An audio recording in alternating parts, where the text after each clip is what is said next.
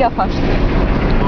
Τώρα που να πάτε γραμμή, να προσέχετε τα πόδια τους τα μπροστινά. Yes.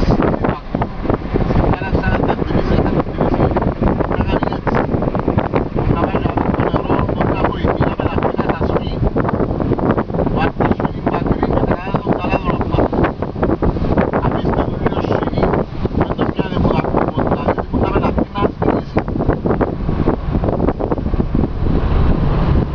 Διότι την ώρα που βρουν το νερό ότι έρχεται πάνω τους, δεν πετάσσονται.